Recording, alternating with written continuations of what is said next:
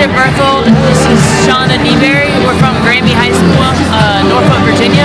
Wow. And we're here with our students. Our 8th block class is a PE enhancement class. They voluntarily signed up for the class so that they can lose weight. There's a weightlifting class, weight training class. It's motivational for them to gain self-esteem, confidence. Women, all shapes and sizes, to be out here and just feel good about themselves and not be looked upon or reflected upon because maybe they don't have the quote-unquote what's expected to be the perfect body image, because health is can come in a lot of ways. It's truly about just feeling good, of being able to feel good about yourself and carry that into your overall life.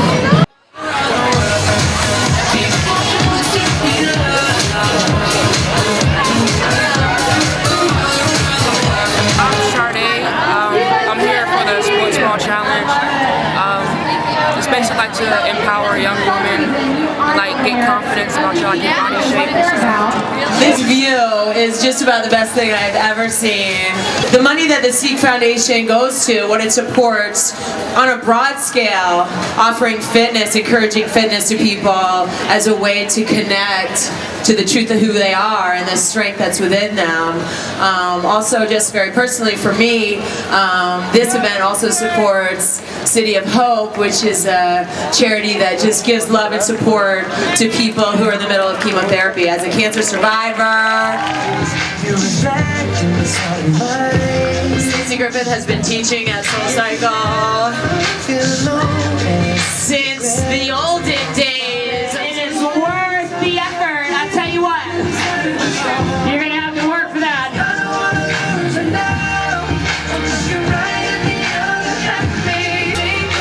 Every shape, every size, every color. One love. I believe everyone's beautiful in their own way and they should express that. Honestly, everyone should even be out there in their own sports bra, no matter shape or form.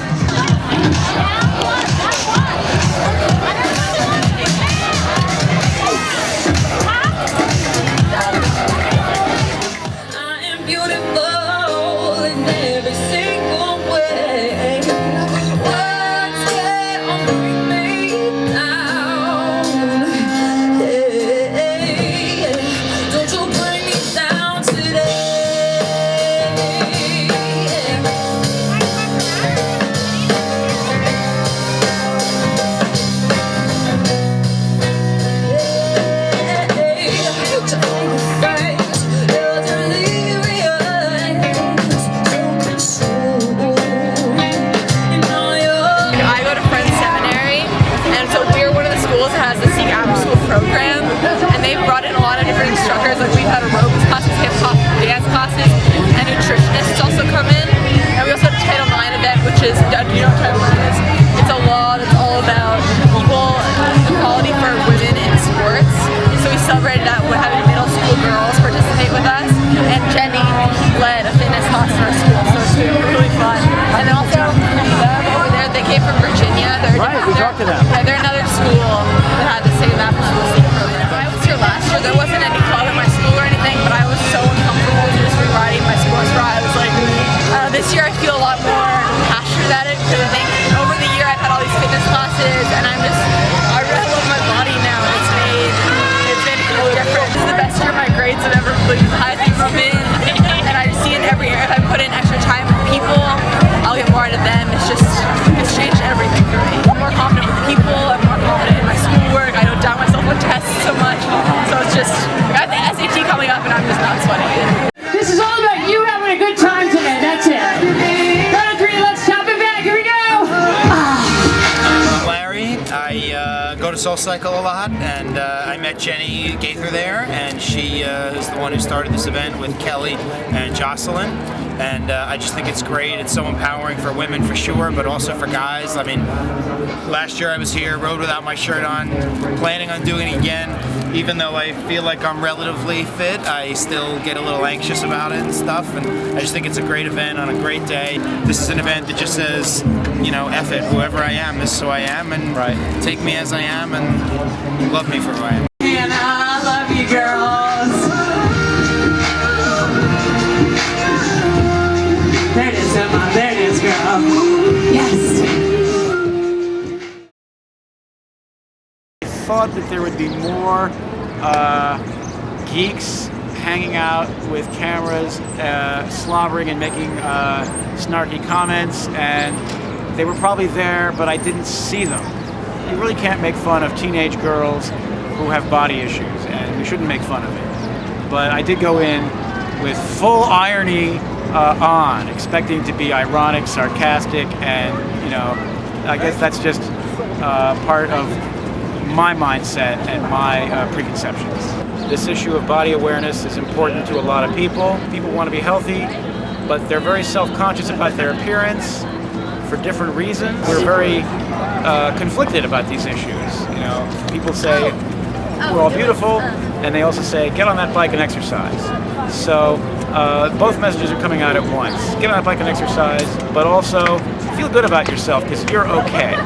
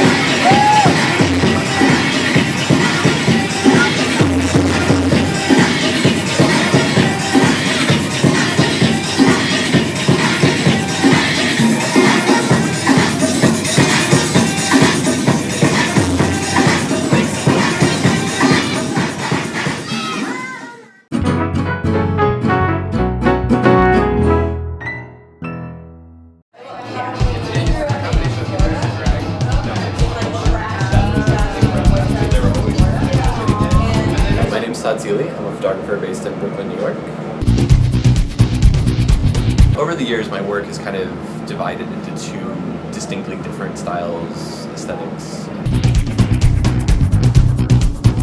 The book I'm about to put out later this year is one side of that. It's all based in New York, but it's a lot of very action-oriented events, strange things happening, some street photography, a lot of bands, crazy bike gangs.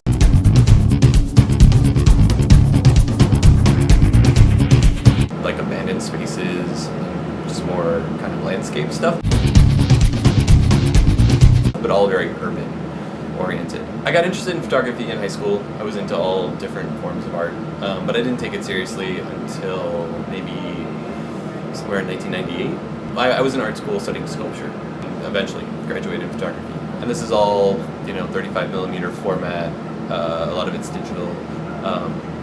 And then I have another body of work that's all medium format. It's square, it's very studied, I call it my quiet work.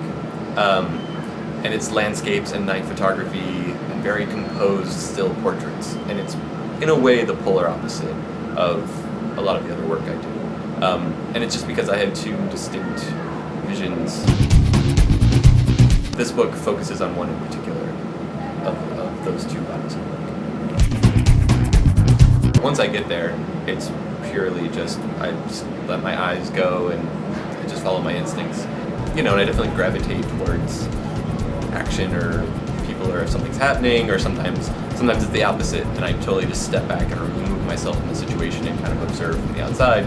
There's no way to predict what I'm going to do. It's really just in response to where I am and what's going on. I live on the border of East Williamsburg and Bushwick, and I've been there for over 9 years, and I'm hoping to stay for a while.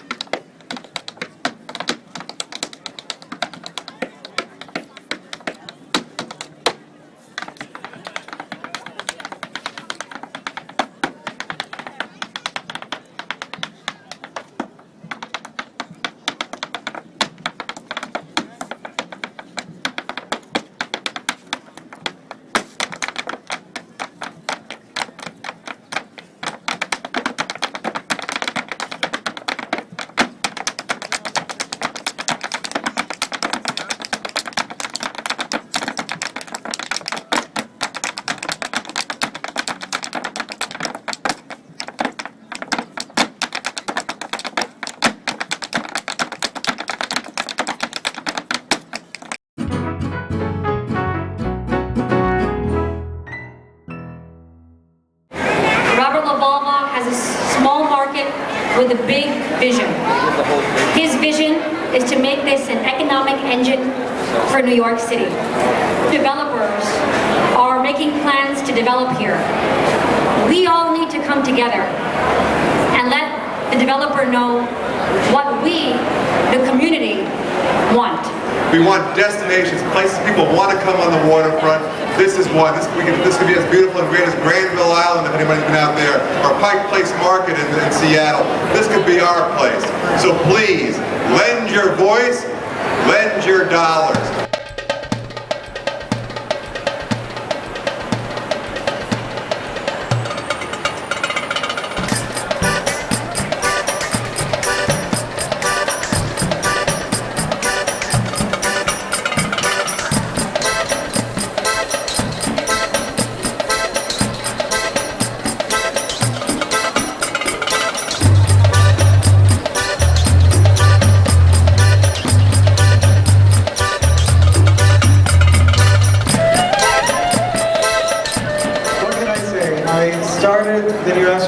In October of 2005, that was 1 month before the Fulton Fish Market was moved from this site to the Bronx. At that time, it was just somewhat of a dream to imagine that there could be a market like this, and what the kind of things that are happening in this market today are showing exactly what kind of market we could have here. At both ends of the market, for example, you have at this end, the dairy end, you have a number of small businesses based in New York City who are making products using milk from local dairies like Hudson Valley Fresh. At the other end, you have a bread pavilion where you have bakers baking bread using flour and grains that are now being grown upstate New York and then throughout the region. And in that way, they are supporting a local economy and a regional economy. We talk a lot these days about resilience and the need to be more in harmony with our natural environment. That kind of resilience is going to come out of this kind of economy. It's not going to come out of the corporate chain store shopping mall economy like what we see across the street. And these are the kind of things that we need to avoid if we're going to grow out of this destructive economic system that we have now. For many years now, we've been championing and advocating that the old Fulton Fish Market be preserved. Preserved meaning the buildings have to stay intact as they are, the Tin Building and the New Market Building, intact and in place, not torn down, not added on, not turned into condos, not turned into hotels, no market in the lobby of a hotel.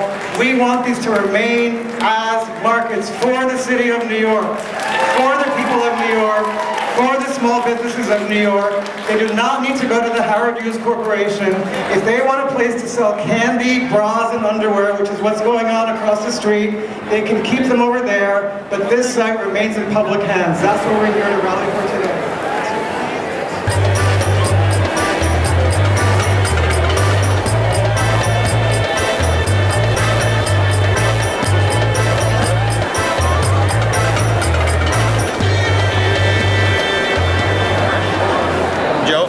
Farms. We support the public markets all over the state, especially this one. This has been a great market for us, getting our product known in the city and in Brooklyn, and it's a great avenue for new companies to get exposure. We actually have our own creamery, which is at the Milk Company. That's our product that we're trying to get exposed, and then we work with about 75 different upstate farms distributing all over the metro area.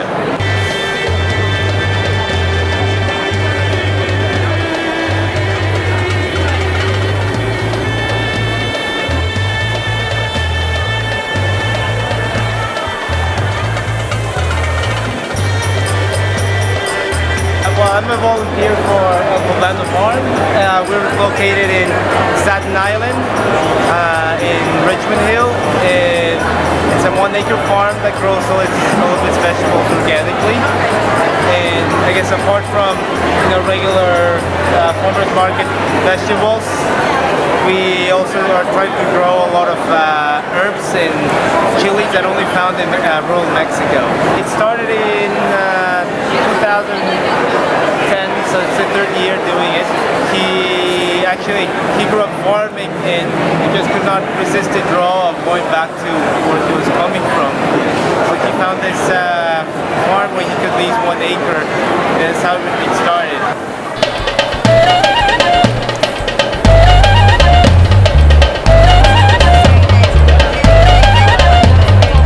The goal is to move within the building, to gain access of it, to preserve it as a New York City landmark.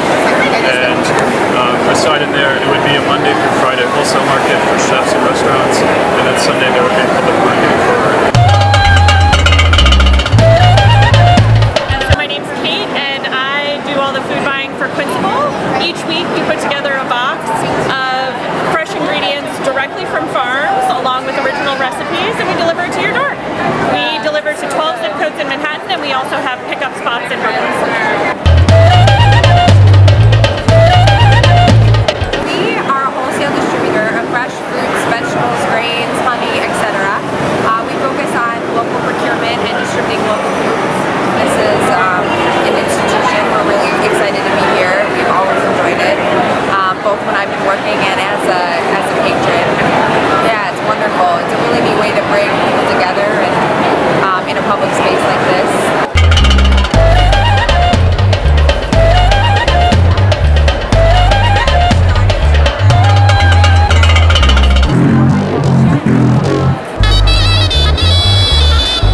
My name is Sarah Black, and I am with Free Bread Inc., which is one of the first artisanal gluten-free bread bakeries in New York. I'm just going to walk and look at the bread. And we're producing limited line right now, but delicious, really good moxie loaf with milk, oat, and flax, and it comes in a roll,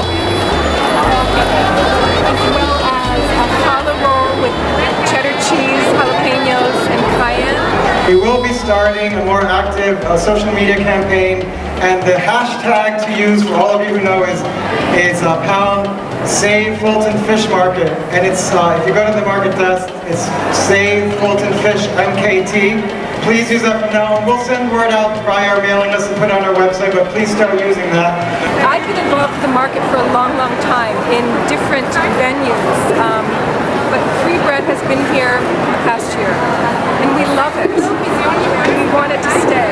So please give your support for saving this landmark of the world, which is unique in all the world, and which can only realize its value if it is preserved and brought back to life. Thank you very much for attending.